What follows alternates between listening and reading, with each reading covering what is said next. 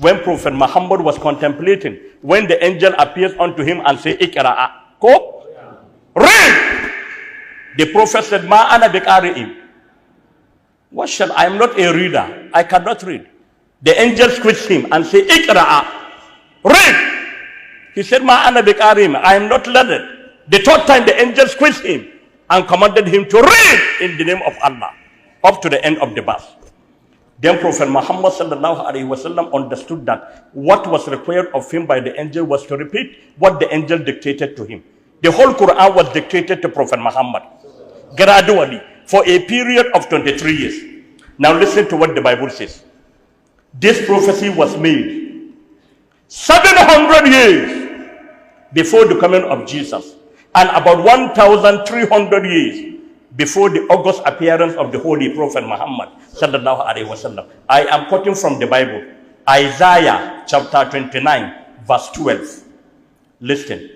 And the book is revealed unto him who cannot read, saying, read. And he said, I am not learned. The Bible, any Bible you have, Isaiah chapter 29, verse 12. And the book is revealed unto him who cannot read, saying, read, Iqra. And he said, I am not learned. Who was that person? When was this prophecy fulfilled? And what is the name of that particular book? And who commanded him to read? The answer can be found in Islam. Lastly, the chronological arrangement of the Quran is mentioned in the Bible. How the Quran is arranged, chapter by chapter. Isaiah chapter 28, the same Isaiah chapter 28, verses 10 to 11. For precept must be upon precept, precept upon precept, line upon line, line upon line. Here a little chapter, meaning here a little surah, and there a little surah. For with a stammering lips and a new language will that prophet speak to his people. What is that new language? If you don't know that language, go to the book of Zephaniah chapter 3 verse 9 in the Bible. Zephaniah chapter 3 verse 9, and I quote, and it shall come to pass that I will change the language of the people of the world into a pure language, that they will all call the name of the Lord in that language and worship me shoulder to shoulder in the same language. Which language? Universal language. Arabic. Anywhere you go in the world, the Muslims worship God, observe their salat in Arabic.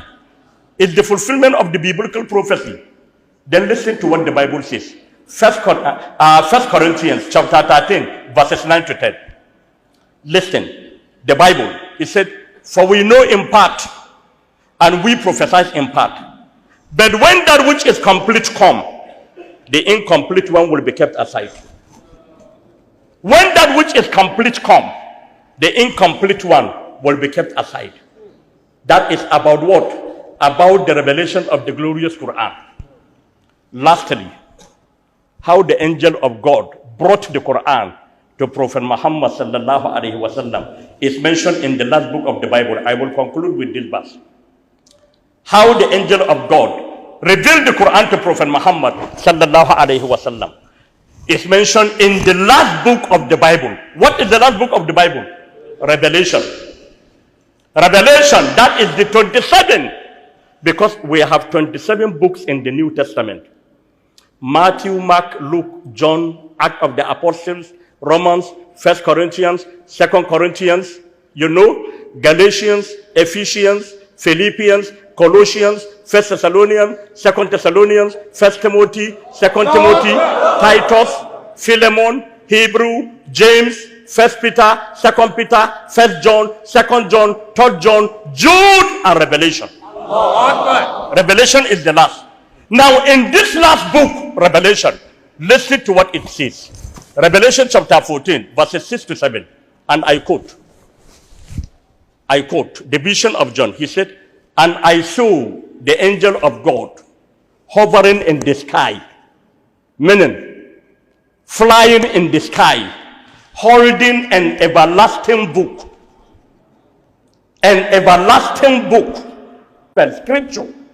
that will be preached to the people of the world, to every nation, to every tribe, to every tongue, to every community, saying with a loud voice, fear God and give glory to him, for the hour of his judgment is coming, and worship him that created the heavens, the earth, the seas, and the springs of water. Do we understand the significance of this? He said,